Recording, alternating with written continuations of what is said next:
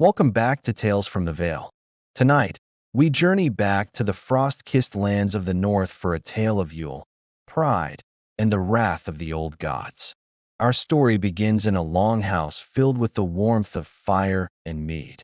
It was the heart of the Yule festival, a time of feasting, storytelling, and sacred oaths. The chieftain, a fierce warrior named Bjorn the Unbroken, raised his drinking horn. By Thor's mighty hammer, he bellowed, his voice echoing through the hall. I swear that for the 12 days of Yule, no Viking under my roof will raise a weapon in anger. We will honor peace and the gods. All cheered, all but one. A young, ambitious warrior named Kale felt the oath was a sign of weakness. He yearned for glory, not fireside tales. On the 5th night of Yule, under a sky glittering with cold stars, Kale saw his chance.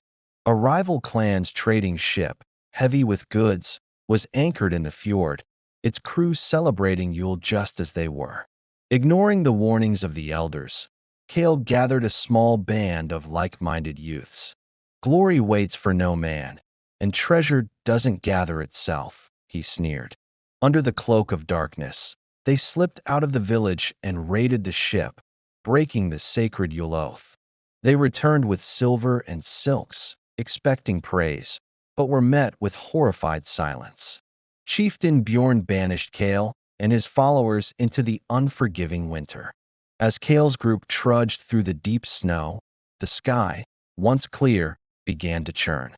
A storm, unlike any they had ever seen, descended upon them. The wind howled like 1,000 wolves, and lightning, sharp and jagged, struck the ground around them. It wasn't a normal storm. In the flashes of light, Kale saw them, shadowy figures on horseback, riding the winds. The Wild Hunt.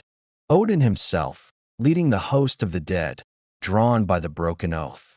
Terrified, Kale realized his arrogance had not just broken a chieftain's rule, but had angered the gods. He had disrupted the sacred peace of Yule. One by one, his followers were swept away by the spectral gale. Kale, alone and frozen, fell to his knees, not from the cold, but from the crushing weight of his folly. He had sought glory and instead found divine retribution. The Yule oath was not a sign of weakness, but a pact of survival, a thread of order in a chaotic world. And Kale, in his pride, had snapped it. Thanks for joining us on Tales from the Vale. If you enjoyed this story, be sure to like and subscribe for more legends from the edge of the world. See you next time.